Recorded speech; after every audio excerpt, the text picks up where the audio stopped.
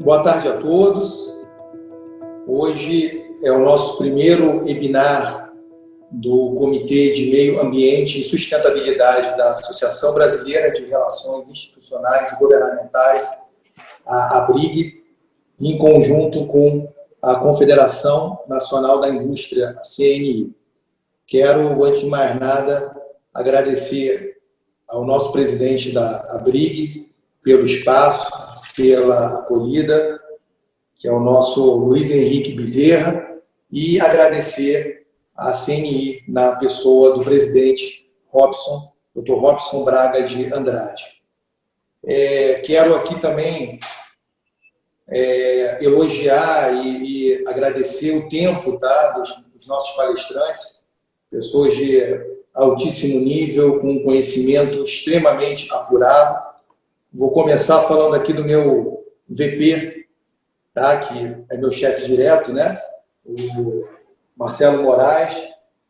Pouca gente sabe, mas o Marcelo foi um dos grandes entusiastas de criar o Comitê de Meio Ambiente e de Sustentabilidade na ABRIG.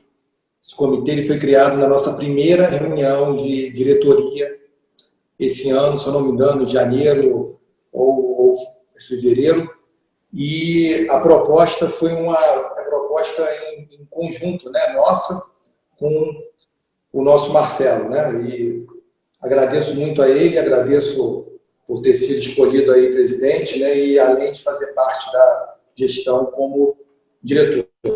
Quero aqui também agradecer a presença da secretária Rose Hoffmann, né, que é uma das maiores especialistas, a secretária PPI, uma das maiores especialistas de licenciamento ambiental. Tenho certeza que ela vai trazer para a gente não só a visão do governo, mas a experiência dela, né, o dia a dia dela no governo. Agradecer o advogado Marcos Sás, pessoa, um grande também especialista na matéria, uma pessoa que vem crescendo muito no direito. Eu acompanho ele, né? Nós temos alguns amigos em comum, então o Marcos é uma figura constante aí nos grandes congressos e palestras. Então, muito obrigado aí pelo seu tempo e agradecer ao nosso moderador, né, a quem eu vou passar a palavra, o Davi Bontempo, que representa hoje a CNI, tá? Então, desejo a todos aí um excelente debate. Tenho certeza que esse vai ser o primeiro de muitos, tá? A tendência nossa é que a gente faça, pelo menos no Comitê de Meio Ambiente e Sustentabilidade, um webinar por semana ou um a cada 15 dias, tá? Esse momento aí de pandemia, né, de distanciamento, é um momento que nós temos que olhar e tentar nos aproximar cada vez mais. Então, eu tenho certeza que, apesar de isso tudo passar, né, acredito que vai passar logo, tá? Mas é um momento para a gente conhecer melhor, não só o nosso interior, como nos conhecer quem milita na área, quem tem interesse pela área, já que a distância ela veio para nos aproximar. Tá? Então, sem mais delongas, eu vou passar aí a moderação aqui do Davi. Tá? O nosso tema hoje é sobre o PL 3729 de 2004, que é a Lei Geral do Licenciamento Ambiental. Tema muito em voga. Esse tema vinha crescendo muito no Congresso, as discussões, mas ele acabou dando vamos dizer assim, uma parada por causa da pandemia. Mas eu tenho certeza, e acho que a Rose ela vai poder falar bem isso, o Marcelo e tal, que esse tema já está voltando para a pauta, tá? Já que ele faz parte da pauta prioritária do Congresso, tá? Assim como, por exemplo, o marco saneamento, reforma administrativa e tantas outras reformas importantes para o país. Então, desejo a todos aí boa sorte, um bom webinar e passo a palavra aqui para o Davi ou para quem quiser aí fazer antes o início aí, as considerações iniciais. Ok, muito obrigado, Leandro. De pronto já agradeço o convite, agradeço também aí ao presidente Luiz Henrique, né, presidente da ABRIG, nossos colegas aí e amigos dessa caminhada, a Rose Hoffman, o Marcelo e também o Marcos, né, e todos vocês aí que estão assistindo de forma a poder, né, contribuir, interagir nesse tema tão importante para o Brasil. O licenciamento ambiental ele é uma das pautas mais antigas da CNI, né? Inclusive essa observação, eu vou já abrir a primeira pergunta, mas antes disso, né, eu já gostaria aí de resgatar uma pesquisa que a CNI fez recentemente, onde 95% dos empresários consideram o licenciamento ambiental importante. Eles não veem como mais uma fonte de arrecadação, e todos concordam que o licenciamento contribui para a melhoria da gestão. No entanto, a maior parte desses empresários entende que ele não funciona como deveria funcionar, de forma a ser mais racional e também de dar mais segurança jurídica aos negócios do setor produtivo. Então, é nesse contexto, né, que eu gostaria de iniciar, mas antes disso também, de informar que estamos lançando nesse momento uma cartilha. É uma cartilha simplificada sobre o licenciamento ambiental, onde está descrito lá o contexto, os principais pontos que estão sendo discutidos, o entendimento sobre o PL em discussão aqui nesse webinar, e é um documento que vai servir muito para a disseminação desse tema tão importante para o Brasil. Então, sem delongas, eu acho que o Leandro já fez aí os agradecimentos a todos, e eu gostaria já de iniciar, né, passando a palavra para os nossos participantes, para as considerações iniciais, e já emendando também uma pergunta, né, por que estamos discutindo essa matéria há tanto tempo? E por que é preciso uma lei geral do licenciamento ambiental? Então, eu gostaria de passar, nesse momento, a palavra aí para o Marcos Sais, para que ele possa ir fazer a sua breve exposição. Bom, boa tarde a todos, é uma satisfação reencontrar aí tantos amigos. Falávamos até antes, temos visto alguns aí mais nesse tempo de pandemia do que até em outros momentos, né? Acho que essa é uma grande questão. A tecnologia ela veio efetivamente para ficar. Hoje, inclusive, duas questões importantes, né? Hoje é o Dia da Mata Atlântica e hoje nós teremos a primeira audiência totalmente virtual no Brasil. O INEA do Rio de Janeiro foi um dos primeiros órgãos a regulamentar e hoje à noite ocorrerá a primeira audiência totalmente virtual. Por óbvio, num outro caso lá já houve também, aí o Ministério Público acabou propondo uma ação civil pública, conseguiu uma liminar para paralisar, mas o fato é que pelo menos agora, 15 para as 5 da tarde, não tem notícia de que para essa audiência tem alguma liminar. Assim é o mundo ambiental, né? Ele pode mudar aí muito rapidamente, não tem monotonia, mas é um dia realmente com reputo histórico e é muito interessante a gente poder conversar sobre o assunto aqui. Eu queria parabenizar a ABRIG pela iniciativa, por ter o comitê, né, como o Leandro bem disse, e depois por fazer esse evento e a gente poder aqui conversar. E hoje eu quero falar muito menos do que eu ouvi, porque quero ouvir Rose, Marcelo e Davi falarem sobre esse tema. E é muito importante também para que se entenda, né, o porquê de uma lei geral do licenciamento ambiental, porque é um marco legal. E é muito... O assunto está em voga agora, né? Mas é muito importante esta simplificação e que você entenda, e falando pelo lado de quem vai empreender, a pergunta que mais se ouve quando vai se iniciar um grande projeto é quanto tempo e o que eu preciso para licenciar. E são duas, e quanto vai custar? São três respostas muito difíceis de serem dadas. O estudo citado pelo Davi, que a CNI fez, a gente viu até no Coemas, ainda antes da pandemia, lá no final do ano passado, como hoje é uma questão que traz realmente muita preocupação para os empreendedores, não só a questão do licenciamento, mas que a questão ambiental, ela de fato se tornou extremamente relevante e ponto de primeira preocupação de quem quer empreender. Eu tenho ainda e vislumbro ver isso daqui a uns anos, onde o próprio mercado vai se regular. Quem trabalha com grandes projetos sabe que não adianta você licenciar, você precisa atender todas as regras, não só do nosso país, mas também da comunidade internacional, para conseguir financiamento. Seja, né, de qualquer banco signatário dos princípios do Equador ou alguma linha verde do BNDES. É muito importante você ter, então, conseguir atender todos esses pré-requisitos. E uma questão muito aí importante, Davi, indo para responder a tua questão, é por que ter uma lei geral? É justamente para diminuir o limbo que hoje existe, né? Ano passado, quando o relator do PL 3729, o Kim, fez aquelas audiências públicas, 9 audiências públicas, depois o plenário da Câmara virou comissão geral e vários expositores, quase 40, tiveram a possibilidade de fazer exposição.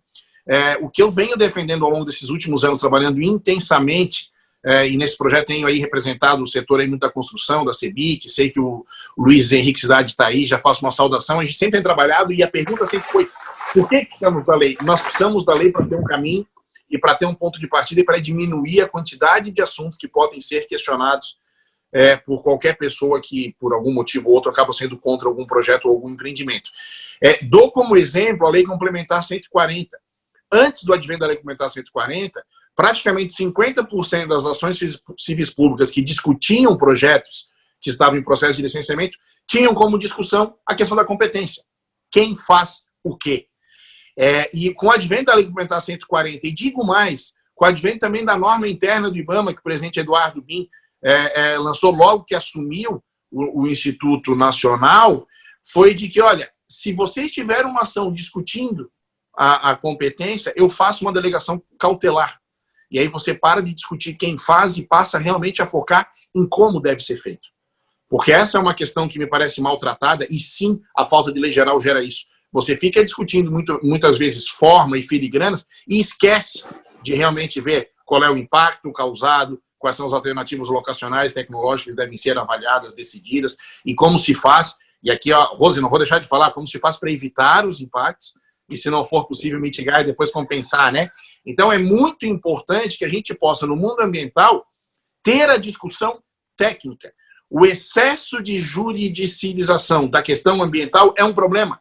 Você ter hoje tantos advogados à frente das questões é um problema, porque é uma discussão técnica onde deve ter apenas o arcabouço jurídico para dar essa segurança jurídica. Então, eu estava conversando com um colega ontem, que a empresa que ele trabalha tem projetos nos 27 estados do país. Ele disse, é uma loucura, ainda mais no tempo de pandemia agora, quando alguns órgãos estaduais suspenderam prazos, outros não suspenderam, alguns suspenderam por mais tempo, outros por menos tempo. Como é que fica a questão do cumprimento de condicionantes? É uma verdadeira loucura você conseguir entender isso e ter normas e regras diferentes, e ainda dentro dos estados, normas diferentes do município. O meio ambiente não conhece as fronteiras. O regulamento deve ser feito para todos, para que não haja. Alguns falam, vai ter guerra ambiental. O que pode existir é hoje. A gente sabe que tem estados que, para algumas tipologias, exigem menos questões técnicas do que outros. Isso não pode. Você tem que ter uma norma geral, um marco legal, e a partir dele, então, que o licenciamento ocorra da mesma forma no país como um todo.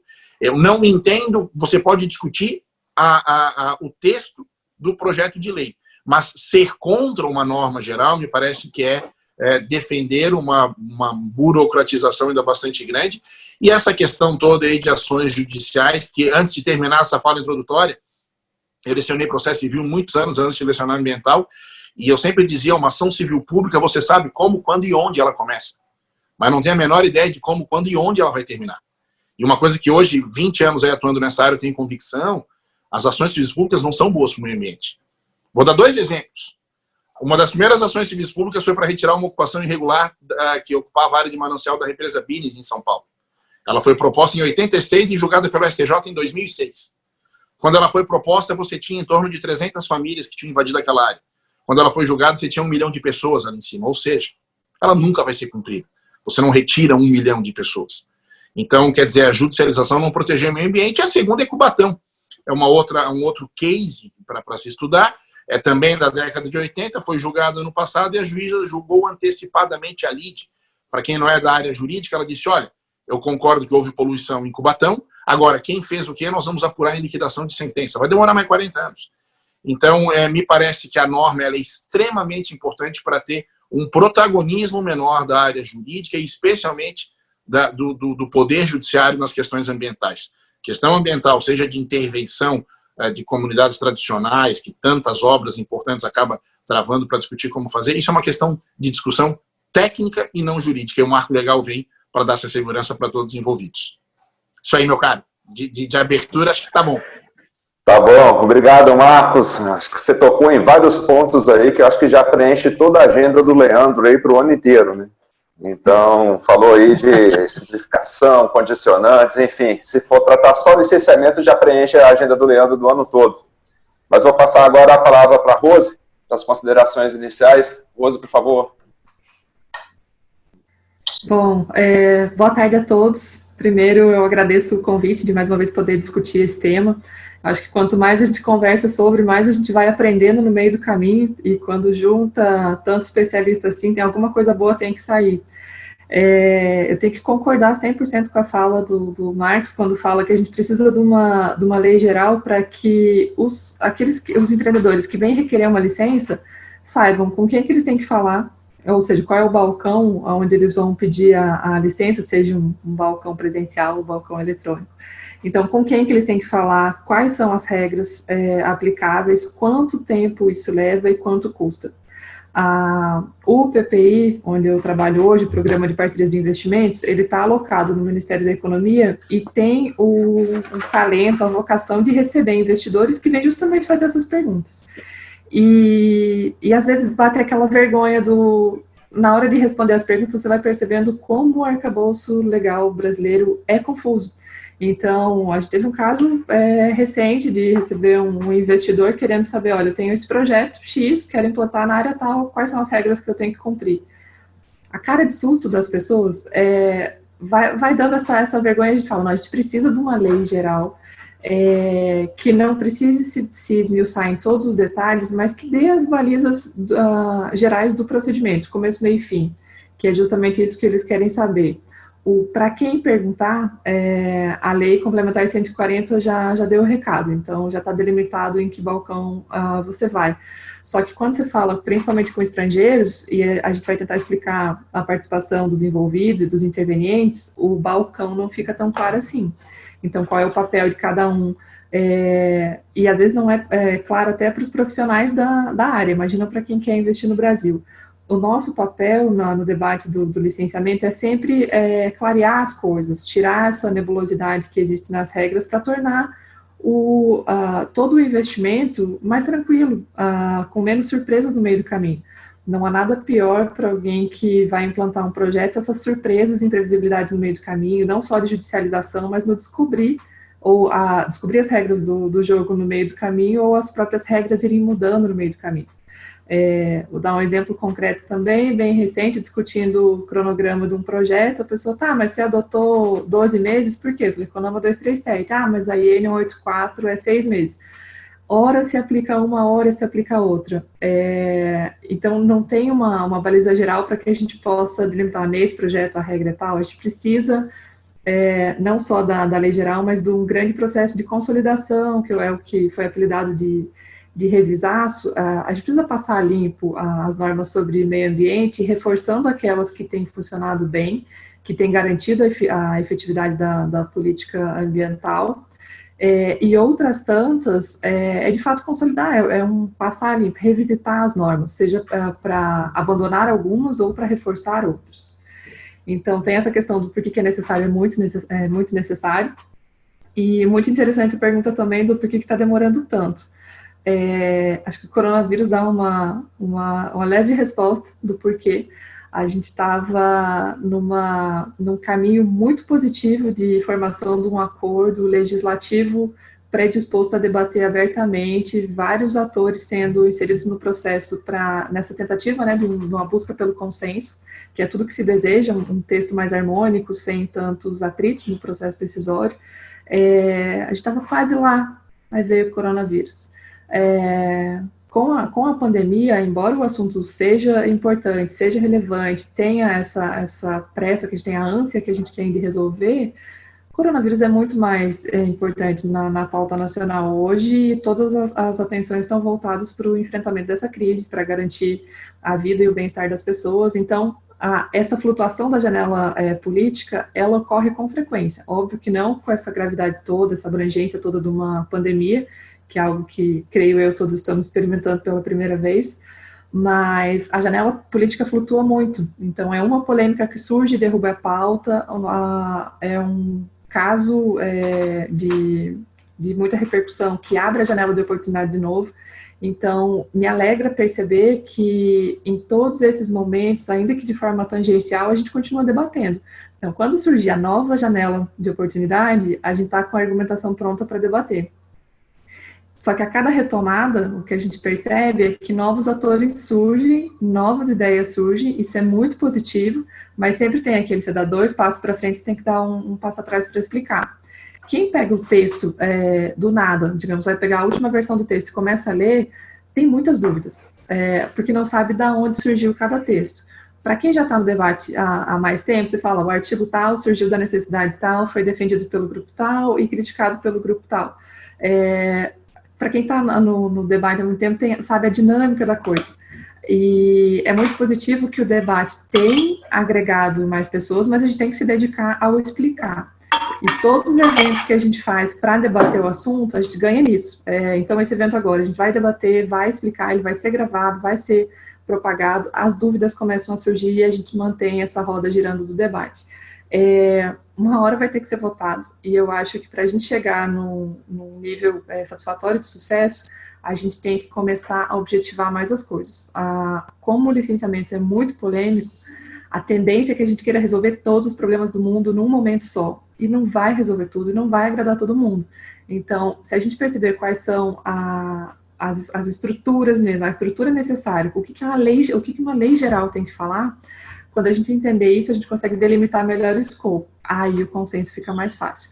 Porque a gente perde muita energia com dispositivos que são polêmicos e, por vezes, não resolvem muita coisa.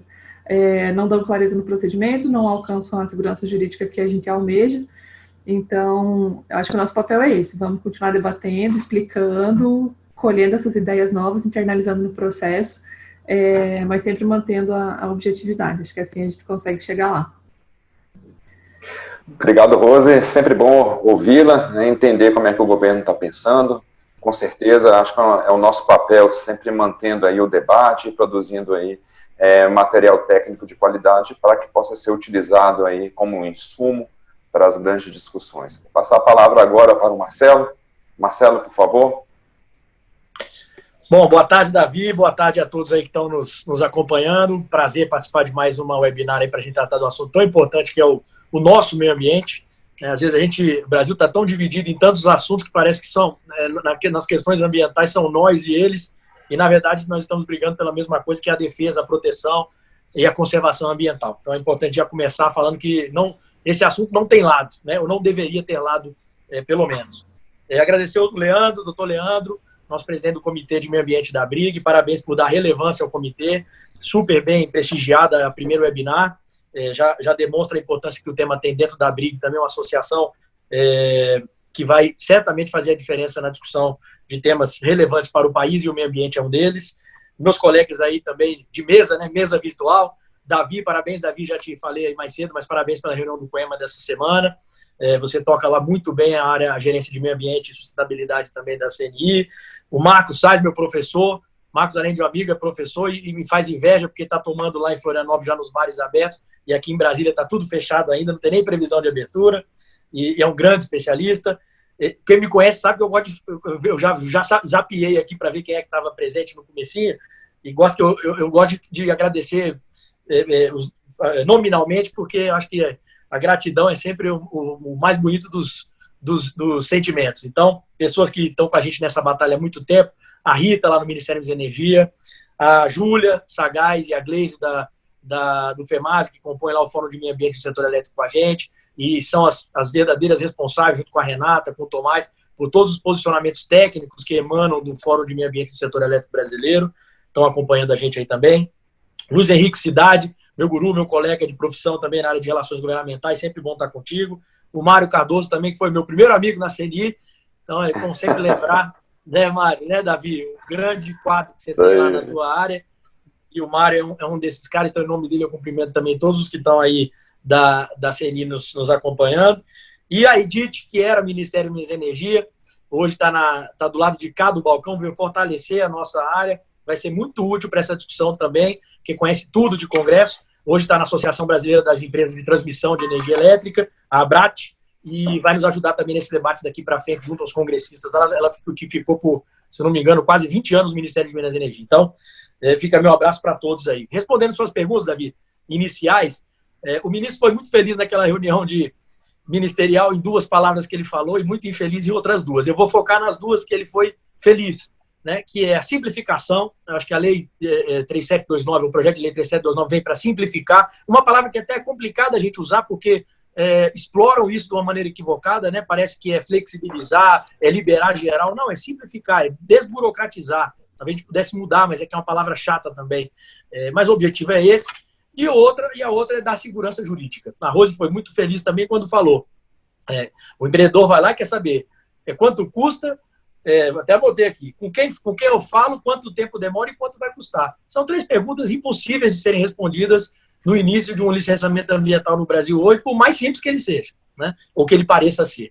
Então, para a gente alcançar isso, nós vamos ter que pedalar muito, e essa lei, esse projeto de lei, talvez seja o primeiro passo para isso, no intuito principal de diminuir as subjetividades que existem hoje dentro dos processos de licenciamento ambiental e, consequentemente, diminuir a judicialização também. Tratar de custos, né? O setor elétrico, para que todos tenham ideia, há menos de 10 anos, ou talvez menos de 15 anos, os custos ambientais representavam menos de 10% dos empreendimentos. Hoje nós temos alguns empreendimentos que o custo ambiental socioambiental chega a 30% do capex do investimento. Ou seja, são valores astronômicos, né? E isso num crescente. Parece que o poço não tem fundo.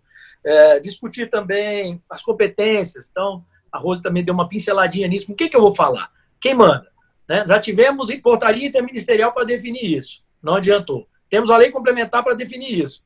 Aparentemente ajudou, mas não adiantou. E agora estamos tratando isso numa outra lei para tentar ajudar a definir isso. Então, aos poucos, nós vamos construindo um arcabouço legal que vai delimitando um pouco e diminuindo essas subjetividades, com o objetivo principal, na minha opinião, de combater as injustiças. O setor elétrico é um setor pagador, aí eu falo especificamente pelo meu setor, mas de infraestrutura de uma forma geral, e o que a gente tem pago aí de políticas públicas com o dinheiro do consumidor de energia não é brincadeira, né? Então, muitas vezes as pessoas pensam, mas é dinheiro do empresário, o empresário, né, que pague. No caso do setor elétrico, na maioria das vezes não é. É dinheiro do consumidor de energia que vai pagar aquelas obras de geração e transmissão que são feitas no país, né, através das tarifas que são publicadas pela ANEEL. Então, indiretamente, esse custo vai bater no bolso de cada um de nós. Então, tudo que a gente aceita que não deveria estar dentro de um processo de licenciamento ambiental por pressão ou por qualquer outro motivo que seja, isso vai bater no bolso de cada um de nós brasileiros, do mais rico ao mais pobre e na mesma proporção, ou seja, pesa muito mais para o mais pobre do que para o mais rico. Então, são coisas que a gente pode discutir aí no decorrer da nossa conversa, e fico à disposição aí para as próximas perguntas aí, Davi. Mais uma vez, parabenizando você, o Leandro e o Bernardo por essa iniciativa. É sempre importante estar discutindo esse assunto. Ok, obrigado, Marcelo. Sempre pode contar aí com a CNI na discussão desses assuntos e também nessa parceria. Retorno agora com o Marcos Sais, e só elencando aqui algumas palavras que eu anotei na fala de todos vocês. A gente falou de condicionantes, falamos de segurança jurídica, regras claras, competência dos estados, mas eu queria explorar um pouquinho mais uma outra temática, que eu acho que é um dos grandes ganhos que estão contidos dentro do projeto de lei 3729, que é a questão da simplificação. Então, um retorno aí com o Marcos Sais, para que ele possa desenvolver aí os ganhos que essa questão dentro do projeto trará para o setor produtivo. Davi, belo tema. Só antes, Marcelo diz que eu sou professor, ele é meu presidente. O presidente do FEMAS é meu presidente. Então, eu peço licença aqui, presidente, para falar. E parabenizo também o trabalho aí que o FEMAS vem fazendo. Minha sócia Gleise, que é diretor da WPCH integrante, veio e se citou a Júlia também. A gente conversou muito aí nesse período todo aí sobre o projeto de lei. E sempre nessa sistemática e com essa visão justamente da simplificação, né? E gratidão, Marcelo, é o único sentimento previsto no Código Civil brasileiro, viu? Ele está como ingratidão, que é caso de não ganhar herança, ou seja, Se a ingratidão teve lugar, é porque a gratidão também tem. Então, isso faz sempre parte. E também gratidão ao meio ambiente para utilizá-lo da forma correta, né? A gente pode usar nessa forma também. Eu queria, Davi, puxar uma questão para falar da simplificação, que é o seguinte, que eu acho muito importante. Amanhã a gente vai ter um evento do Instituto Brasileiro de Direito Imobiliário em Bradim, tocando no ambiental, vamos falar um pouquinho sobre isso. Essa questão das atividades essenciais. Fizemos isso em outros eventos, até que Marcelo e Davi tiveram junto também, Rose, quando a gente conversou sobre... Hoje tem sido falado de atividades essenciais, e me parece que o conceito de essencialidade, ele vem para ficar. Porque não é só o que é essencial. Vamos pegar, por exemplo, o setor da construção civil. Ok, ele é essencial nesse momento, mas ele não é essencial para a retomada da economia, quando seja talvez o setor que mais emprega e consegue absorver mão de obra menos qualificada. O setor elétrico, ele é essencial para esse momento, mas ele não vai ser e não vai continuar sendo na retomada, assim como a mineração. E se todas... Imagina agora que se descubra uma vacina para o coronavírus e aí o laboratório vem e diz, eu vou instalar uma fábrica no Brasil. Calma, nós vamos primeiro fazer um termo de referência para entender como é que você se enquadra. Depois nós vamos ver se você é de grande porte, porque tem que ter IARIMA. Se tiver IARIMA, você vai ter que fazer audiência pública, depois vai ter pedido de complementação. Quer dizer, se você caminhar nessa sistemática, e por isso, Marcelo, eu acho que a simplificação ela é mal interpretada realmente por quem quer interpretar mal. Flexibilização é uma palavra que, de fato, me parece que a gente tem que tomar muito cuidado, não deve usar, essencialmente flex, enfim, ninguém quer flexibilizar, agora quer racionalizar.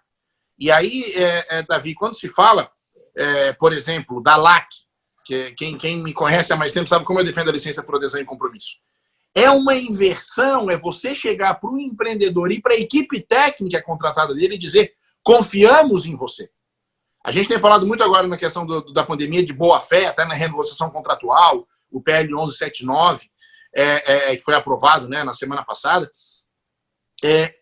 A boa-fé ela precisa existir o tempo inteiro e também o Estado confiando em quem... Eu vejo muitas vezes o pessoal aí que faz estudos ambientais, já vi vários aqui, uma RT tem que ter validade no país. Então, a sistemática da LAC, e o primeiro estado que implementou foi Santa Catarina, esses dados são públicos, você diminuiu em 25% o tempo de análise, liberou de tempo dos servidores que estão na diretoria de licenciamento ambiental para poder analisar outros tipos de projetos, alguns deles essenciais. Isso só com a atividade da avicultura, que é muito relevante para Santa Catarina. Ou seja, você pega uma atividade conhecida há 40 anos pelo órgão e diz, olha, você vai ter agora que aderir ao compromisso e cumprir estas, e no caso da avicultura são 71 condições. Se você se comprometer, você empresário, e tiver um técnico com RT assinando junto, nós, estados, confiamos em você e vamos fiscalizar por amostragem. O imposto que faz... Uma parte, Marcos, só para deixar todo mundo aí na mesma página, eu gostaria que você também já explicasse antes de você continuar. A LAC, então, você está dizendo que não é só você aderir a um licenciamento para adesão e compromisso que você fica livre de algum tipo de obrigação, ou seja, você teria que atender a algum tipo de critério, algum tipo de condicionante, é isso? Inúmeros critérios, por isso que, e quando se discutiu muito, eu acho que a discussão, que tipo de porte que pode ser, né, se a atividade de significativo impacto não, mas de alto impacto poderia ter pela LAC, ou só baixo, eu acho que muito menos do que discutir isso, é o quanto o órgão ambiental licenciador conhece a atividade. Por isso que eu citei a avicultura em Santa Catarina, por exemplo, carcinicultura em vários estados do Nordeste, são atividades tão conhecidas que a burocracia que tem do licenciamento cartorário brasileiro, entrega documentos, espera análise, pedir complementação, volta, entrega, demora para ser juntado e tudo mais, acabava atrasando algo que é muito mais simples dizer, olha, você tem que cumprir essas condicionantes todas.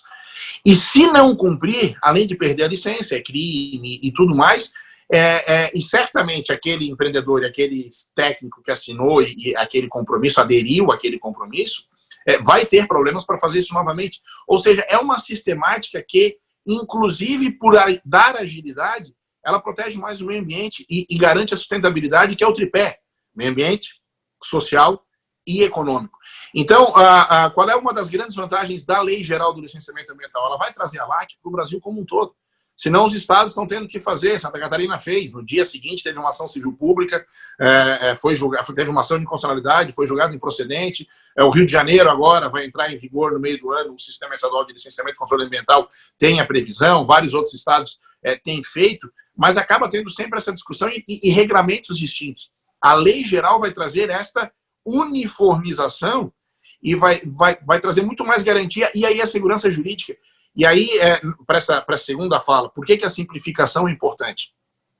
O empreendedor precisa entender como vai funcionar, mas o servidor também tem que ter garantia de poder expedir aquela licença, assinar aquela licença, sem ter medo de virar réu numa ação civil pública. E aqui eu queria ainda aproveitar a fala para dizer, me parece que o setor produtivo deve buscar incessantemente uma aproximação com o Ministério Público para explicar essas questões. Eu não conheço promotor de justiça que já realizou licenciamento ambiental. Então, muitas vezes criticam por não entender a sistemática. Uma medida de controle, por exemplo, eu tenho uma térmica e um padrão de emissão, de repente, excede o que está na licença. É motivo para suspender ou cassar a licença, ou dizer que aquilo é ambiental, ou é motivo para rever aquela medida de controle? Esse tipo de coisa precisa ser explicado. Eu sinto falta hoje no país a gente estar mais junto ao Ministério Público e não ficar a brampa de um lado, setor produtivo do outro, e mais, explicar ao Poder Judiciário o que é isso. Quando a gente vê um julgamento do Supremo falando de imprescritibilidade da reparação do dano, me parece que faltou um trabalho ali.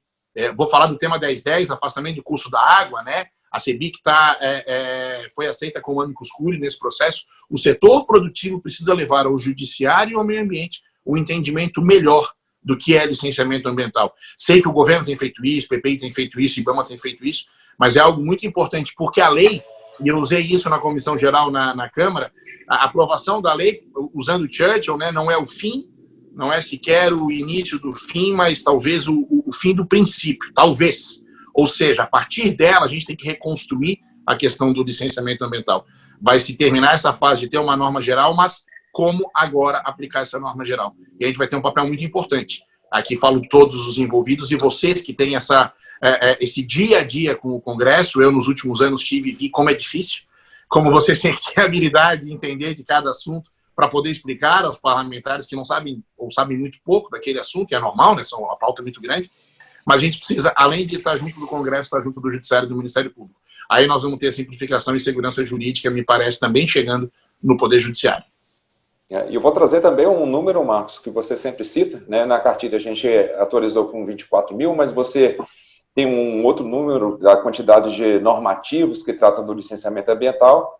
Então, na sua visão, uma simplificação ela também vai aí regrar essa quantidade enorme de normativos? Ela vai pelo seguinte, Davi, eu tenho muito contato com o Ministério Público, lecionei anos na escola, tenho grandes amigos e acho que o MP tem um papel primordial, mas você não pode chegar num ponto e ter normas que muitas vezes nesse cipoal aí que chega talvez a 50 mil normas, você tem normas que dizem coisas distintas, porque daí o órgão ambiental te determina que você observe algumas, depois o MP ou algum outro, uma ONG, por exemplo, que queira judicializar, diz, eu não acho que devia ter usado a regra número 2, a 4 e a 14, devia ter usado a 3, a 5 e a 12. Não pode isso. Você explicar isso para o investidor é uma coisa que afugenta os tão necessários recursos que a gente vai ter agora falando. Eu não tenho dúvida que o agro e a infra vão nos fazer sair melhor, mais rápido ou de forma mais demorada. Só que para poder levar essas atividades adiante, inclusive, né, do campo ao porto, todas as... Aí, quem sou eu para falar aqui de ferrovia na frente da Rose, mas o que precisa ter dessa parte como um todo de infraestrutura vai depender muito dos órgãos ambientais. Não adianta você trazer um investimento, não adianta você vender o país lá fora e chegar aqui e não conseguir fazer o licenciamento ambiental. Então, isto é muito importante. A gente tem que entender as dificuldades dos órgãos ambientais e governante que se importa de fato com o desenvolvimento capacita o seu órgão ambiental. Porque não adianta ter capacidade na Secretaria de Desenvolvimento e não ter no órgão ambiental. Isso é demagogia. Então, isso é uma outra coisa importante. Eu falei de Ministério Público e falei do Judiciário, mas também, e a gente tem que falar com o Legislativo, mas muito o Executivo. Tem que entender a importância de um Sistema Nacional de Meio Ambiente forte. Ele é bom para todo mundo, inclusive para o desenvolvimento. Obrigado, Marcos. Pegando o seu gancho, né, você falou em relação à infraestrutura, em ferrovias, e já passa a pergunta para a Rose. Um licenciamento simplificado, ele vai trazer mais dinheiro para os investimentos? Então, eu diria que um licenciamento com mais previsibilidade traz mais dinheiro. É exatamente isso que a gente acabou de falar da atração dos investidores. Quando a gente fala em simplicidade, acho que o foco é a clareza. É isso que eu falei, do saber o que fazer, quando, como, para atingir o resultado. Eu sempre destaco os estrangeiros, que são os que mais estranham os nossos normativos. Eles não têm problema em fazer medida mitigadora, compensatória e tal. Eles só querem saber exatamente o montante a ser internalizado na planilha de custos deles. E como a gente sempre fala também, o licenciamento está muito sobrecarregado pela falta de outros instrumentos da Política Nacional do Meio Ambiente que deveriam subsidiar ou até melhorar um pouco o ambiente do licenciamento e não funcionaram a contento até hoje. Seja o zoneamento ambiental, a definição de parâmetros de qualidade, a gente tem pouquíssimos até hoje, a maioria deles só relacionados ao meio físico, né, nas análises. Então, a gente tem muito o que melhorar, inclusive antes do licenciamento. Para que uma grande obra de infraestrutura se estabeleça no país, para que um investidor tenha vontade de assumir um empreendimento, a gente tem que reduzir o risco. Não tem como falar em atração de investimento, em risco nessa área econômica sem pensar no meio ambiente. Grandes obras de infraestrutura, todo mundo pergunta se tem conflito fundiário, se tem conflito de uso e ocupação do solo com comunidades tradicionais, com indígenas, com outras comunidades tribais, que possam não só tornar o investimento mais caro, como a tomada de decisão mais demorada. Um bom estruturador de projeto, ele começa a internalizar toda essa insegurança no seu projeto. Quanto maior a clareza, então quando a gente fala em normas, a simplificação das normas, quanto mais simples, mais didáticas elas forem, maior a probabilidade do investidor querer entrar no Brasil para concretizar esses investimentos. Então, na Secretaria de Apoio ao Licenciamento, a gente tem trabalhado em duas vertentes, pelo menos, não só de fortalecimento do licenciamento em todas essas variáveis que a gente vem conversando, mas também antecipar a consideração da variável ambiental no planejamento antes do licenciamento. Então, e aí foi um ponto muito positivo de terem transferido o PPI da Casa Civil para o Ministério da Economia, porque o Ministério da Economia estava com um trabalho em andamento sobre isso, do que precisa ser considerado, aí óbvio que muito mais reforçada a parte do custo-benefício, da estruturação de projetos, desde o nascedouro até o projeto executivo. E quando o PPI entrou então na economia, o nosso papel sempre é esse, lembrem que a gente existe. Eu acho que o papel de todo mundo que trabalha com o meio ambiente é tentar ser lembrado, né?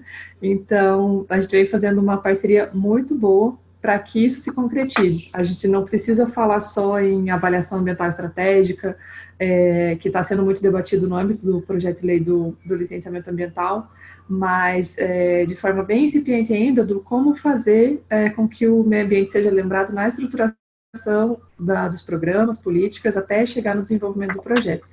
Toda a simplificação é bem-vinda e toda a clareza de ideias é bem-vinda. Então, todo esse trabalho que o Ministério da Economia está fazendo, ele vai ser estruturado na linha de guias que vão passar por consulta pública, vão passar pelo debate, e tem tudo para dar certo. É isso que a gente vem fazendo, o debate rotineiro coloca uma norma, uma proposta de norma em pauta, debate, consolida, publica, percebe se deu certo, se deu errado e vai corrigindo, fazendo internalizando o aprendizado. A gente tem que ter consciência que a gente não vai, o que eu falei do projeto de lei, a gente não vai conseguir resolver todos os problemas do mundo numa tacada só, mas vamos dar um passo, avançar um pouquinho e depois fazer esse ciclo de melhoria contínua. A gente tem muita legislação que, embora seja considerada muito boa, ela pode ser melhorada. Então, acho que a gente tem tudo para avançar nessa linha de clareza, simplificação e consolidação desse aprendizado. Da parte do Ministério da Economia, a diretriz é completamente essa. Talvez a percepção que a gente tem é que a discussão está muito focada no licenciamento ambiental, que é apenas um instrumento. Você citou aí o zoneamento ecológico-econômico e também a avaliação ambiental estratégica. Como é que isso facilitaria também a vida do empreendedor e também o processo de licenciamento? Então, quando a gente fala nesses dois instrumentos, a gente tem que pensar na gradação, a maturidade do projeto. Ela surge com uma ideia incipiente, é como se a gente avaliasse de forma paralela o licenciamento, ele tem a licença prévia de instalação e operação. Então, é primeiro uma ideia em que você vai analisar a questão tecnológica e locacional, depois você vai detalhando até chegar na parte mais executiva. Existe uma etapa ainda anterior, que é a definição da ocupação do território. Quando a gente fala em grandes obras de infraestrutura, né? Como é que você vai ocupar o território, como é que você vai escolher entre... Aí não é tecnologia, se você vai fazer... digamos assim, o material que vai ser usado num projeto já delimitado. Na área de transportes, você vai debater mais amplamente os modais, então é pensando em território nacional ou recortes de desenvolvimento regional. Tudo isso começa a diminuir a incerteza do projeto, porque você começa a planejar muito tempo antes com variáveis macro. Então, o que tem sobrecarregado o licenciamento, ele passa a ser considerado muito tempo antes. É muito fácil de enxergar quando a gente fala o setor elétrico tem muito bem estruturado o seu modelo de governança com planos de longa duração, então 30 anos antes você já está projetando uma política lá na frente, isso é muito positivo. E a parte de infraestrutura tem mostrado ótimos resultados também nesse sentido. A estruturação da política nacional de logística, o reforço que a IPL tem trazido nesse debate por colocar o planejamento como prioridade. E a gente sempre elogia o setor elétrico, fala, eles têm essa cultura de pensamento de longo prazo. Infraestrutura está dando um show nesse sentido, de mostrar que também sabe fazer planejamento de longo prazo e que é planejamento de Estado, não planejamento de governo, é algo que é duradouro e que precisa ter continuidade. Esses instrumentos que a gente vem comentando, então, zoneamento e avaliação ambiental estratégica, tem tudo a ver com isso.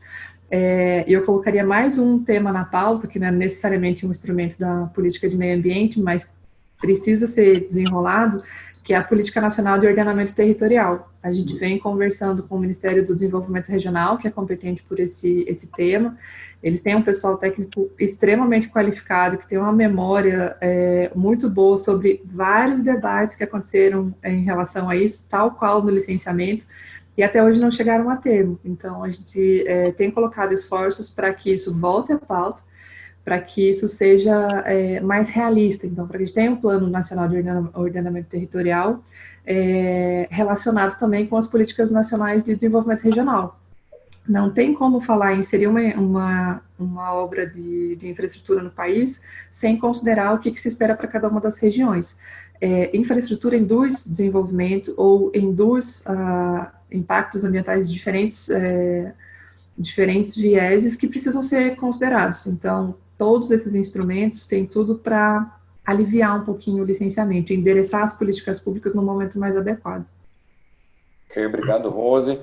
Pergunta agora para o Marcelo. O Marcelo falou muito de custo. A simplificação, ela vai reduzir esse custo, ou Marcelo? Olha, certamente, né, Davi? É uma coisa que a gente aposta bastante, porque as incertezas fazem que os custos aumentem muito. O Marcos falou bem na primeira fala dele, que é curioso, né, por ser advogado e militante da causa. Se tem muito advogado envolvido em alguma coisa, é porque essa alguma coisa não está funcionando bem, né? E ele tem absoluta razão nisso, ele sabe disso, e que pese ser advogado, ele sabe disso porque alguma coisa dentro da engrenagem não funcionou. E geralmente, quando isso acontece, isso envolve questão de custos. Outra coisa que traz também, Davi, importante, dentro dessa discussão que está se dando aí dentro do PL 3729, é que ao simplificar, você diminui não só a questão da judicialização, mas também condicionantes, por exemplo. Você pode fazer isso de uma maneira muito mais célere, muito mais objetiva, muito mais clara. A Rose, quando ela fala, dá até gosto de ouvir ela falando, porque ela é tranquila, ela fala naquela passividade. A gente fala assim, nossa, como seria bom tratar o licenciamento assim com o outro lado do balcão, né? E ela está no outro lado do balcão. Então, a gente vê que a gente acaba avançando mesmo, tendo interlocutores como ela, que já foi interlocutora com a gente lá também dentro da Câmara dos Deputados, se não me engano, até dentro do próprio projeto, né, Rose, se não me falha a memória, na época ela assessorava um dos relatores da matéria, se não me engano era isso, mas, enfim, certamente, Davi, a questão custos hoje para o setor elétrico, ela é a mais importante, porque o setor elétrico também, sem dúvida, dentre os grandes setores aí que tem um impacto ambiental relativamente grande, ele é o que a gente fala isso com bastante segurança, é o que mais compensa e o que mais mitiga. Né? Você não tem como implantar uma barragem do dia para a noite sem ninguém perceber e no outro dia você pega e vai embora. Não, ela vai ficar ali durante 40, 50, 80, 100 anos. Né? Então, esse processo de implantação é muito longo, é muito demorado e muito custoso.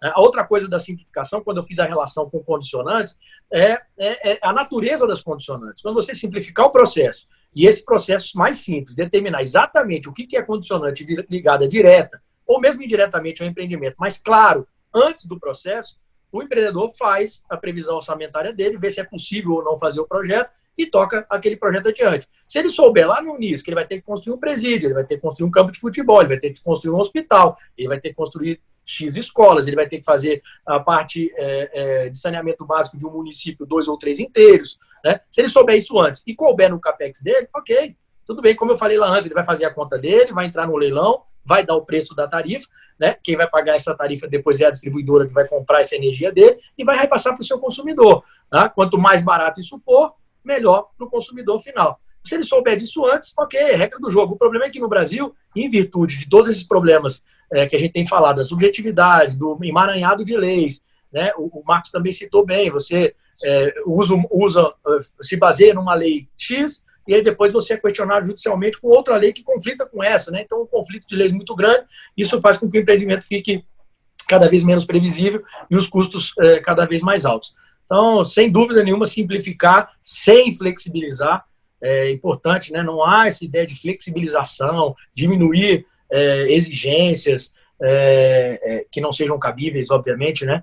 Diminuir a defesa do meio ambiente, isso não existe. E quem participa das discussões, Davi, eu acho que boa parte da nossa audiência aí está no dia a dia no Congresso e tratando desse projeto de lei, quem participa disso há muitos anos sabe que o setor produtivo tem muita responsabilidade sobre o que está botando naquele papel. Né? As sugestões que saem desse grande grupo, que envolve vários segmentos, não é só a indústria, não é só o setor elétrico, não é só mineração, não é só a infraestrutura, não, são todos reunidos, privados, públicos, falando a mesma coisa. Não é possível que a gente esteja tão errado. Né? Então é importante que a sociedade entenda que quem está do lado de cá do balcão, e que pese a gente nunca querer dividir isso em 2 grupos, tem muita responsabilidade também ambiental quando faz as propostas para o relator, no caso do PL 3729. E Marcelo, quando você fala de condicionantes, levando para um contexto mais geral, o que tem se percebido é que essas condicionantes não guardam relação direta com os impactos contidos nos estudos? Isso não tem acontecido? Muitas vezes, né, Davi? O caso mais emblemático que a gente sempre pega no setor elétrico, e foi tratado também emblematicamente, inclusive é um caso que, quando aconteceu o licenciamento dele, ele foi difundido no mundo inteiro, então o mundo inteiro deu pitaco, teve filme de Hollywood e tudo mais, que foi a usina de Belo Monte. O Davi, se você pegar, eu vou até fazer esse exercício com o pessoal do FEMAR, se a gente pegar algumas declarações que foram dadas por personalidades importantes, seja do poder público, do parlamento, da academia de cinema também, lá da turma de Hollywood, etc. Se você pegar o que eles previam que aconteceria na Amazônia, né, em função da usina de Belo Monte, era uma catástrofe completa. E vamos pegar o que eles falaram e o que foi realizado. Eu vou fazer esse exercício e depois me comprometo a mandar para você difundir isso para os demais. Mas Belo Monte acabou virando um caso emblemático, onde hoje, mais ou menos, né, esses números eles mudam um pouco, mas a gente pode falar quase 6 bilhões de reais, Davi, 6 bilhões de reais, não há precedente disso em nenhum lugar do mundo. É verdade que Belo Monte está dentro da Amazônia, que também não existe um ambiente desse em nenhum lugar do mundo.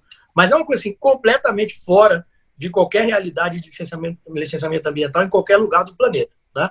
E lá tem de tudo. Então, por exemplo, a questão do saneamento que eu citei no início aqui dessa fala, dentro das condicionantes tinha a questão do saneamento de Altamira, né, que é o maior município do mundo. Altamira tem a dimensão geográfica dele é enorme. Tá? E o empreendedor ficou responsável por fazer o saneamento, 100% saneamento de Altamira. E fez. Tá? Fez toda a parte de dutos, etc., até chegar nas casas das pessoas. Na hora de fazer a ligação, né, do reloginho, né, que em Brasília é a CAESB, em São Paulo a Sabesp e tal, o poder público falou assim, não, mas peraí, eu não tenho como fazer essa ligação. Ele falou assim, mas não é responsabilidade minha, é do poder público. Está em discussão, inclusive, no 3729, esse ponto específico, né, dos empreendedores não assumirem responsabilidades que são do setor público. Ou seja, até a conexão, que é uma prerrogativa do setor público, a gente tinha que fazer. Né? e a coisa parou. Os hospitais, foram construídos os hospitais, foram dados os maquinários, os leitos, equipamentos, etc. E depois chegou para operar, como é que a gente faz? O município veio cobrar do setor elétrico a operação do hospital, não é prerrogativa, é um hospital público, né? Nem pode fazer isso. Enfim, são coisas que vão surgir no decorrer do processo e, fazendo a relação com o início da tua pergunta, né, de custos versus condicionantes, são imprevisíveis. Depois que o empreendedor deu o lance dele, o bid dele, a qualquer custo adicional daquilo, ele vai ter que discutir ou judicializado ou administrativamente junto ao ANEEL, senão vai para o bolso dele. E isso desmotiva você ter investimentos não só no setor elétrico, mas em vários outros setores de infraestrutura. Só para finalizar, Davi, isso tem nos levado, e eu acho que, assim, com muita tristeza, eu vejo isso ser comemorado por muita gente, ao Brasil quase não estar investindo mais em novos projetos de usinas hidrelétricas. Agora entrou até uma no PPI, né, Rose?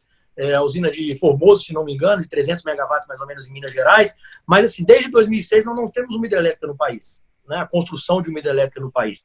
Isso é comemorado por muita gente, mas nós que somos do setor elétrico, com a responsabilidade que o setor elétrico tem, sabemos que é muito ruim, tá? E vai rebater, não tem jeito, não. Tem muita gente que acha que o Brasil vai ser eólica e solar, é impossível. Eles precisam de uma fonte firme. A fonte firme é hidrelétrica ou térmica. Se não fizermos hidrelétrica, vamos fazer térmicas. Não tem jeito. Tá? É inerente ao consumo de energia. Então, saibam vocês que comemoram, né, aqueles que comemoram o fato de não termos hidrelétricas no país, que vamos ter cada vez mais térmicas, cada vez mais emissões, e vamos pagar por isso. Aonde a gente vai chegar, eu não sei, mas os custos são, sem dúvida nenhuma, impedidores de empreendimentos racionais no Brasil, Davi. Ok, obrigado, Marcelo. E Marcos, esse problema com as condicionantes também acontece na construção civil? De que forma que esse projeto de lei, essa Lei Geral do Licenciamento Ambiental, vai mudar isso? Davi, é uma coisa muito... devia ser lógica, né? O que diz a Lei Geral do Licenciamento? Qualquer medida compensatória tem que ter relação com o impacto. Então, isso que Marcelo disse, os projetos que estavam sendo licenciados passaram a ser vistos pelo poder público como uma possibilidade de conseguir, através deles, fazer aquilo que o Estado tem por obrigação de fazer e não estava conseguindo. Então, essa sistemática, inclusive agora, quando a gente discute, né, o que a pandemia mudou, e trazendo o conceito de onerosidade excessiva para o licenciamento ambiental. Talvez, nesse momento de pandemia, muita coisa que o empreendedor no passado aceitou fazer, ainda que esse impacto não fosse decorrendo da sua atividade, no momento de crise ele não tem como cumprir. Então, sem sombra de dúvida, você pega, por exemplo, os grandes projetos de expansão urbana, os loteamentos, né, que bairros planejados acabaram sendo trazidos, ou pega o caso do shopping JK Iguatemi para ser construído, teve que construir um viaduto lá na Vila Olímpia, em São Paulo. Aqui, se você me permite, eu dei uma lida enquanto estava sendo falado em algumas perguntas, e teve uma pergunta da Beatriz que disse o que muda para o empreendedor é o tempo, porque quase tudo acaba sendo licenciado. E que bom que isso acontece, porque essa deve ser a sistemática. O licenciamento ambiental se faz a várias mãos. E você leva muitas vezes o projeto, isso é outro mito que tem no Brasil, falando agora de EIA-RIMA, como é difícil você conseguir ter a licença prévia. A licença prévia só atesta a viabilidade locacional. Talvez se o Brasil investisse mais em zoneamento, pegando o exemplo da Austrália, por exemplo, você não precisava discutir tanto a fase de licença prévia e muito mais a fase de instalação. Então, você pode começar com um projeto, a não ser que você escolha a alternativa locacional errada, mas se não, a engenharia, ela consegue, hoje, fazer com que quase todos os projetos realmente tenham viabilidade, desde que a legislação seja seguida. Estão fazendo a supressão, as compensações, na forma devida na nossa legislação, que é muito boa. Legislação do direito material brasileiro, Código Florestal, a Lei da Mata Atlântica, ela é muito boa. A Lei do Licenciamento Ambiental, ela é procedimental. E por isso também falar que vai flexibilizar, por causa de uma lei procedimental, em alguns casos passa até a ser má fé. Porque você não é porque tem mais agilidade que você vai precisar ou deixar de cumprir alguma norma da nossa lei material, que eu repito, é muito boa. É uma das mais protetivas do mundo. A APP só tem no Brasil. A APP só tem no Brasil. Então, é uma questão de como utilizar e como conseguir mais rápido fazer essa utilização, de forma... Reserva legal também só tem no Brasil. Então, ver essas possibilidades. Então, que bom que o licenciamento, no curso dele, se o projeto não nasceu bom, você consegue, muitas vezes, claro que vai demorar, mas você consegue fazer o projeto dessa forma. Concordo com o Cledir que a digitalização é importante, também para a questão das condicionantes. E só uma coisa também que colocaram ali da LAC, não tem problema. Aí me parece desconhecimento de licenciamento ambiental. Eu disse que a LAC é para atividade conhecida e, por óbvio, ela vai ser fiscalizada e mais, e talvez aqui eu toque no ponto mais importante, você tem relatórios de monitoramento. Então, se alguma coisa sair do controle, o órgão ambiental vai saber e, novamente, a quatro mãos, vai poder construir isso tudo junto. Então, é muito importante essa questão, é importante que os impactos fiquem relacionados à atividade, para não acontecer isso que o Marcelo falou. Você tem que fazer saneamento em Altamira e depois termina o saneamento, não tem como ligar nas casas ou faz hospital, não tem como funcionar porque não tem médico. Estamos passando isso agora um pouco, né? Não adianta ter hospital de campanha se não tiver médico. Então, isso é uma questão muito, muito importante e sim afeta também o setor da construção civil. Eu queria ainda só aqui saudar duas pessoas que eu falei tanto aqui do PL e eu considero também grandes amigos que a gente debateu muito, é o Pedro Dias, da nossa querida APCH, e o Caminha, meu colega de Conselho de Meio Ambiente da Fiesp, e também há anos aí trabalhando nesse assunto. Dá parabéns para a Ecology. Eu não sabia que o estudo da audiência de hoje é da Ecology. Parabéns e boa sorte. Vou estar assistindo à noite a apresentação do EIA-RIMA lá da subestação. É do setor elétrico, hein, Marcelo? A primeira audiência pública digital aí do Brasil, à distância do Brasil, e vou estar assistindo. Parabéns pelo estudo, então. Mas sim, Davi, te respondendo objetivamente, sim, também para o setor da construção civil. Tá, ok, muito obrigado, Marcos. Passa agora para a Rose. Rose, garantir que as condicionantes tenham relação com os impactos é importante para a segurança jurídica também? É extremamente importante, não só a questão do nexo causal, né, para que tenha relação com empreendimentos, mas acho que um grande avanço do projeto de lei é o que a gente chama de hierarquia de mitigação. Para quem atua na área, é óbvio, mas a gente fala, algumas coisas óbvias precisam ser registradas e esse projeto de lei tem, às vezes, esse papel, que é falar o que o Marcos Sais comentou no início da reunião de hoje, a hierarquia de primeiro você tenta evitar o impacto, depois é que você parte para a mitigação, e só aquilo que você não conseguiu nem evitar, nem mitigar, que você vai fazer alguma medida compensatória. Então, não é partir logo para a medida compensatória se você não tenta melhorar o seu projeto. Por que tem, em regra, né, LP, LLO? Porque você tenta lá na licença prévia, quando a gente fala em alternativa técnica locacional, é evitar os impactos. Enquanto as pessoas não entenderem, primeiro, o que é o impacto ambiental, como é que ele é produzido, que é da interação do aspecto com o ambiente, isso resulta num efeito ambiental, a gente não consegue fazer essa construção do pensamento na avaliação de impacto ambiental e vai direto para a medida compensatória. Deturpa o licenciamento e um instrumento que é tão importante para gerenciar impactos, ele não pode ser fragilizado.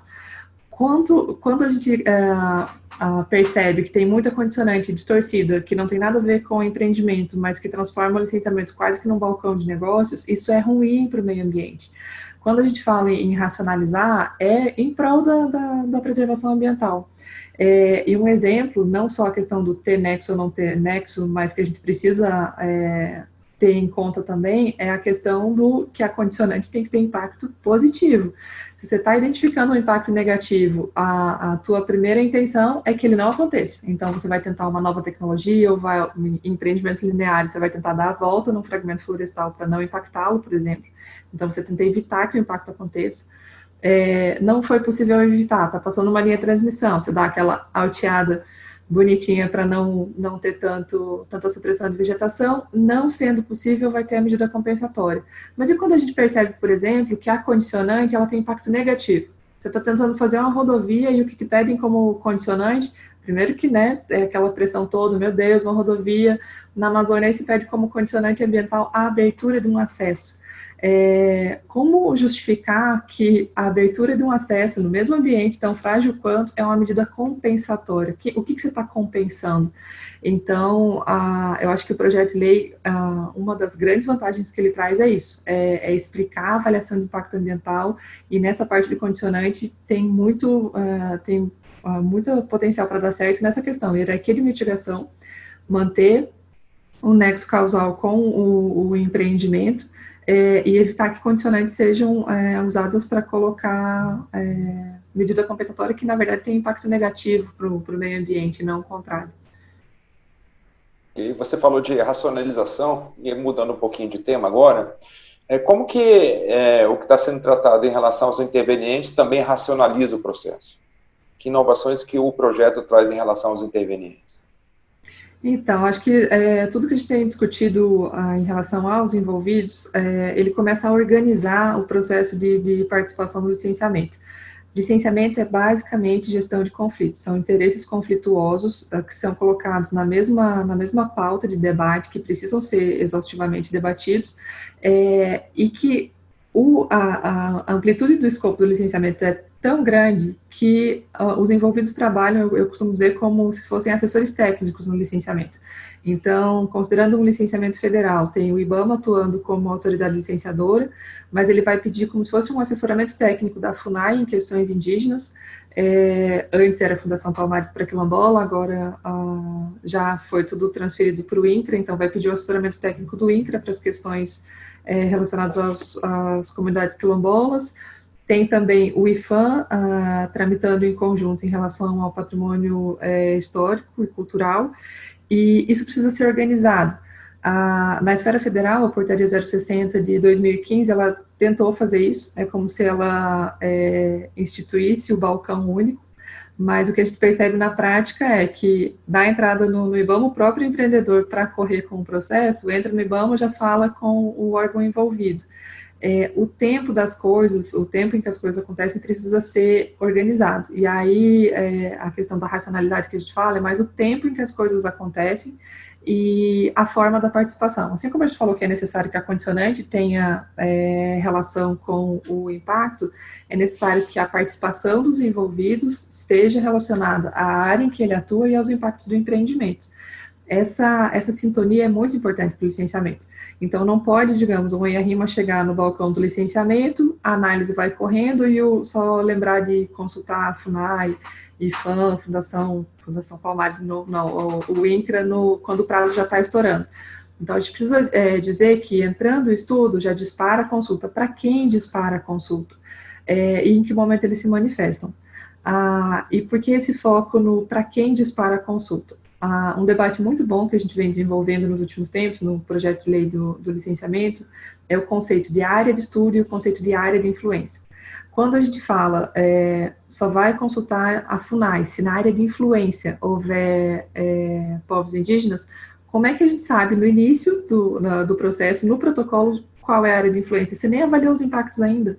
Então, não é uma norma geral que vai dizer a área de influência chega até aqui. Então, a área de influência de uma hidrelétrica chega a X quilômetros. O que você vai falar pela experiência que a gente tem até hoje da construção de uma hidrelétrica, presume-se que o impacto chega em tal raio.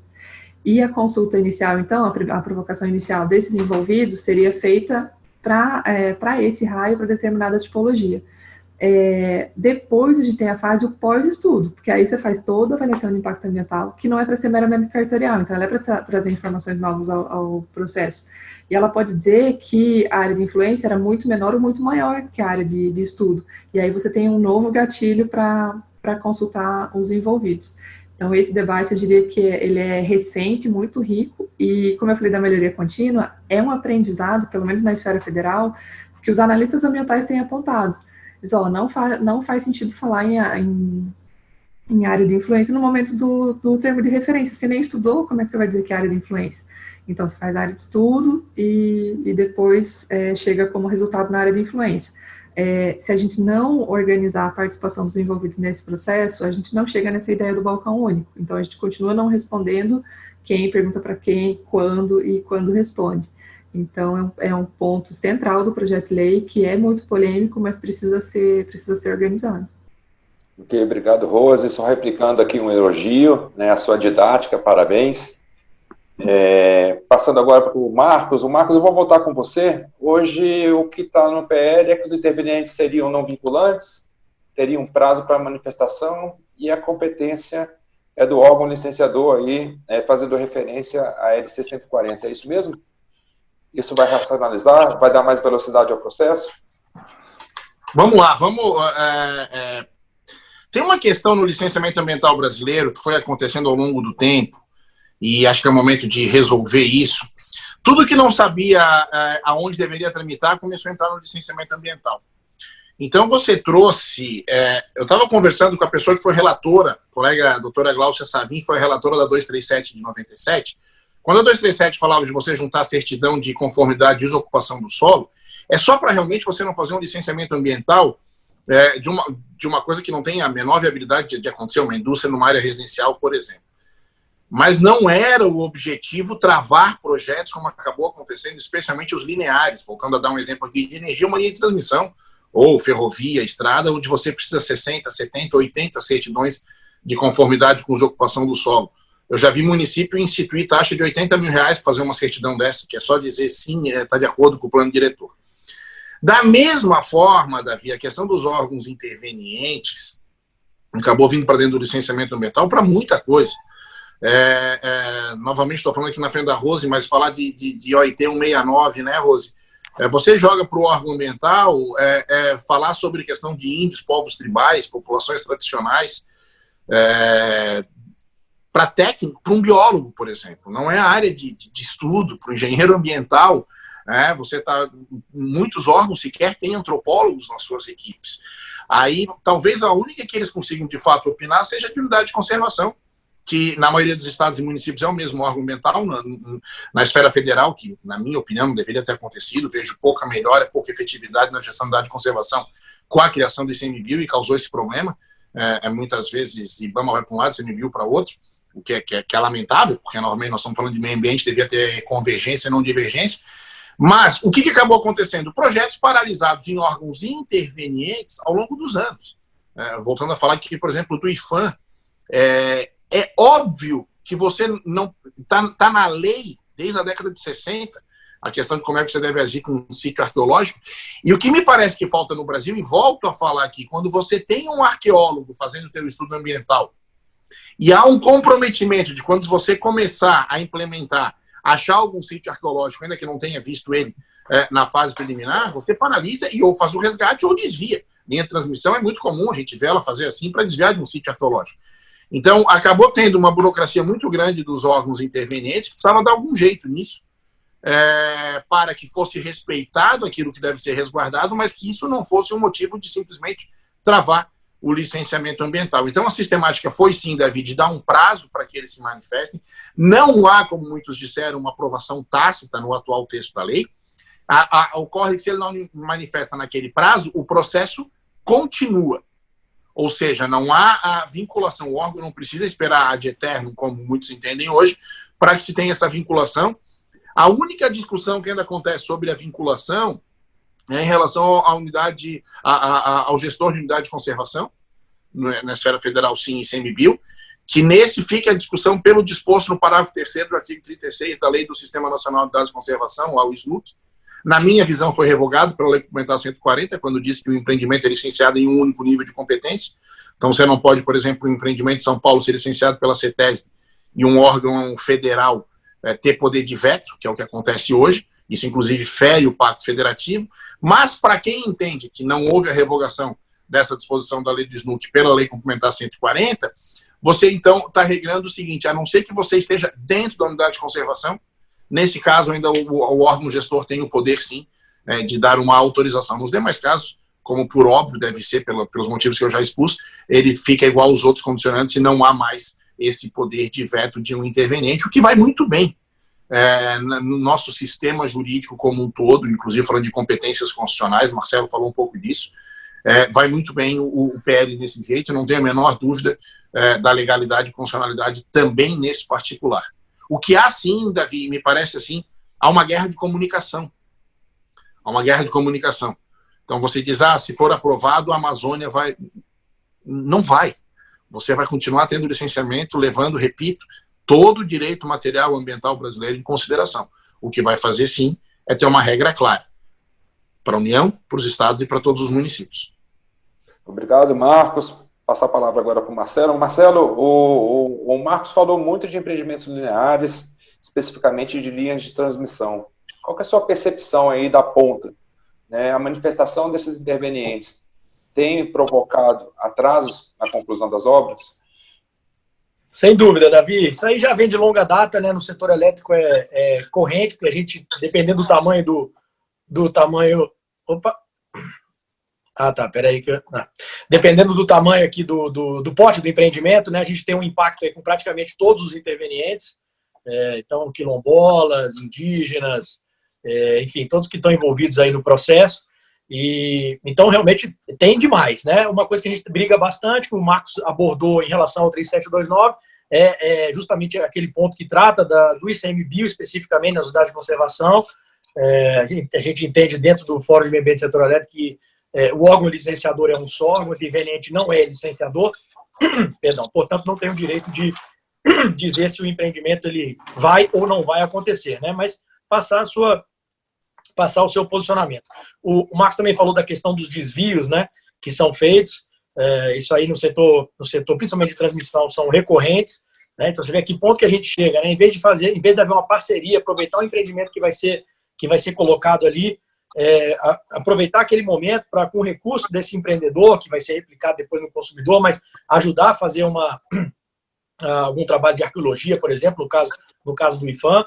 Não, a coisa é tão lenta, tão morosa e tão cara que o empreendedor prefere fazer um desvio na rota em vez de aproveitar aquela oportunidade que o Brasil teria para, de repente, descobrir um sítio arqueológico ou coisa que o valha naquela região. Um ponto que vale ressaltar, que é importante, Davi, foi feito isso com o IBAMA no passado. Os órgãos intervenientes no Brasil, e a morosidade muito se explica em função disso, estão completamente desestruturados, né? O IPHAN talvez seja o maior exemplo disso. Há pouquíssimos técnicos que possam fazer esse trabalho. Você tem pouquíssimos arqueólogos que possam fazer o trabalho, mesmo que terceirizados, tá? Com dezenas ou centenas de obras de infraestrutura Brasil afora, em lugares de difícil acesso. E isso causa, sem dúvida nenhuma, morosidade, lentidão, custos e até mesmo a desistência de vários empreendimentos. Então, nós do FEMAS sempre compramos essa briga dos órgãos, não somos inimigos de órgãos intervenientes, muito pelo contrário, órgãos licenciadores muito menos, né? E fazemos coro para que o Estado possa equipar esses órgãos para que eles possam prestar um melhor serviço para os empreendedores e, consequentemente, para o consumidor ou o contribuinte. Então, é importante que você observe isso também, isso não vai ser tratado nessa lei, mas deve ser tratado dentro do parlamento, como fortalecer e estruturar os órgãos intervenientes, como foi feito com o IBAMA no passado, que deu resultado e parece que agora já está precisando fazer novamente, porque a última informação que nós tivemos é que o IBAMA trabalha com 50% da sua força de trabalho. Então, o órgão que também precisa ser reestruturado, e nós apoiamos a reestrutura de todos esses órgãos, seja o licenciador, seja os intervenientes, para que a gente tenha um processo de licenciamento mais rápido e com todas as garantias e qualidade de preservação do meio ambiente. Ok, obrigado, Marcelo. Vamos encaminhando agora para o final, né? Só lembrando que falamos apenas de 3 temas, né? Simplificação, condicionantes e também dos intervenientes. Então, por isso que eu falei no início para o Leandro, que só de licenciamento a gente pode cobrir o ano todinho de discussão facilmente. Gostaria de lembrar também que a nossa cartilha está disponível no nosso portal. Para quem não sabe, é o www.cni.com.br/indústria sustentável. Então, não terá só a cartilha, todos os documentos produzidos pela CNI de licenciamento ambiental já estão disponíveis lá, além de outros assuntos, vale a pena conhecer. E antes de passar a palavra, as considerações finais, gostaria que o Marcelo fizesse um encerramento, né, fazendo aí as honras da casa, como representante aí da ABRIG, e agradeço a presença de todos, e conte sempre com a CNI nas discussões, e estamos abertos aí para qualquer tipo de consideração e também de interações com todos os atores. Então, passo a palavra agora para a Rose, e na sequência o Marcos e o Marcelo fazendo aí um encerramento. Muito obrigado para todos. Rose, por favor. Bom, nesse encerramento, eu vi que a gente teve algumas perguntas no debate aí sobre qual é a base do texto que a gente está discutindo. Como eu falei lá no início, transparência é primordial no licenciamento. Então, uma recomendação que eu faço, todos os registros do projeto de lei 3729 de 2004, eles estão publicados no site da Câmara, câmara.leg.br. Se entrarem nesse 3729 de 2004, vocês vão ver mais de 20 outros processos apensados. Está tudo lá. Tem também o grupo de trabalho, que é coordenado pelo deputado Kim Kataguiri. Os documentos que já foram finalizados também estão publicados. Tem vídeo de audiência pública, tem canal para mandar a sugestão. Então, a participação, para quem tem vontade, paciência, acessem esse canal. E no Senado, eu diria que o principal é o 168, PLS 168, Entrem lá também, leiam os textos, mandem sugestões, e o que precisarem da gente, a gente continua à disposição. Agradeço mais uma vez essa oportunidade de falar, debater com um público tão interessado no assunto, e continuamos à disposição. Um abraço a todos. Obrigado, Rose. Marcos? Eu queria dizer que eu me sinto absolutamente privilegiado aqui, estar cercado de craques, né? Como eu já disse, o meu presidente, Marcelo, o meu coordenador na CNI da área ambiental, Davi, que faz um trabalho espetacular, a gente esteve muito junto, Davi, aprendi aí, te conheci melhor, te admiro muito. E eu vou repetir aqui um elogio que eu fiz à Rose quando a gente participou lá do bate-papo. Ver no serviço público pessoas como a Rose, profissionais como a Rose, é algo que me enche de esperança de a gente realmente avançar muito nessas questões. Ver o trabalho que é feito, né? E aí posso lembrar a tua carreira aí desde a época de diretora de licenciamento do IBAMA, e hoje esse trabalho no PPI, sou testemunha de como vem funcionando, das reuniões e a efetividade que tem acontecido. Eu não tenho dúvida que, tendo tanto apoio, né, da sociedade civil, e aqui citei, e quero parabenizar o Leandro também. Leandro, estou à disposição aí do comitê, a gente tendo tanta gente capacitada e que trabalha no seu dia a dia. Acho que essa foi uma grande questão. Quando eu comecei a discutir esse assunto, eu via muita gente que não trabalha com licenciamento no dia a dia, dando suas opiniões, e é importante que a gente tenha os representantes que conhecem as agruras e sabem como fazer para melhorar nessa sistemática, né? Ter o desenvolvimento sustentável, que é o mandamento constitucional que a gente tem. Então, eu não tenho dúvida que a gente, caminhando aí nesse período e passando a pandemia, a gente pode voltar. O Brasil estava no momento de passar reformas, e a reforma na questão ambiental ela é primordial, e tendo tanta qualidade do lado da sociedade civil, hoje no governo também, eu tenho certeza que a gente vai conseguir chegar não só à aprovação do texto, mas à aprovação de um bom texto. E eu espero, acredito e já me coloco à disposição para, a partir disso, a gente discutir, então, a aplicabilidade e aplicação dessa nossa Lei Geral do Licenciamento. Estou louco para começar a discutir isso e não mais a importância da Lei Geral. Parabéns mais uma vez a Brig, Leandro, Davi, Marcelo e Rose. Foi uma alegria muito grande estar com vocês, e todos os outros já citados, os que não foram citados e estão aí acompanhando. É muito legal a gente ver a educação ambiental, que também é um mandamento constitucional, sendo realizado, então, a um alto nível. Obrigado aí pela oportunidade de estar junto com vocês. Obrigado, Marcos. E bom colocar em perspectiva a regulamentação, que vai ser um grande trabalho também. Amém. Marcelo? Beleza. Vamos lá, então, para a gente finalizar aí. Eu queria dar os parabéns para você, Davi, para você e para o Leandro, em nome da CNI e da Brig, respectivamente. Parabéns aí pelo trabalho de vocês. Muito legal fazer esse evento no dia de hoje. Parabéns aos dois. Queria mandar aqui para a Rose um beijão. Rose, para você. Bom estar com você. Nos encontraremos na webinar do FEMASE. Importante aí, antes que vocês saibam, no dia 2 de junho, o FEMASE vai fazer um webinar com a Rose representando o Poder Executivo, a Secretaria de Licenciamento, PPI, o Kim Kataguiri, o relator do 3729, representando o Legislativo, o Germano, né, se o Germano ainda estiver na Secretaria de Minas Gerais, representando a ABEMA, os órgãos, os entes federados, e o Barros, o Thiago Barral, que é o planejador. Justamente a Rose falou da importância do planejamento, e o planejador do setor elétrico, que é o presidente da EPE, Empresa de Pesquisa Energética, vai estar presente nessa webinar também, junto comigo e com o Dr. Mário Menel, que é o presidente do Fórum de Associações do Setor Elétrico. Então, todos convidados, dia 2 de junho, às 10 horas da manhã, a gente vai mandar mais informações para todos. Para terminar aqui, Davi, o Fórum está fazendo um vídeo em apoio à discussão do 3729, tá? Não estamos apoiando texto A, texto B, texto C, não, mas sim de realmente a matéria ser prioritária para o Congresso, entrar na pauta de votação do Congresso, a gente conseguir parar as arestas. Esse vídeo vai ser lançado lá no dia 2, para que todos conheçam, pelo menos uma parte dele, e demonstrando a importância que o Fórum dá para essa lei que está sendo discutida desde 2004, portanto, há 16 anos, e até então não foi aprovada. Ela é importantíssima para o nosso setor, portanto, para outros setores essenciais também, importantíssima para o país e para o desenvolvimento da nossa economia e para o povo brasileiro.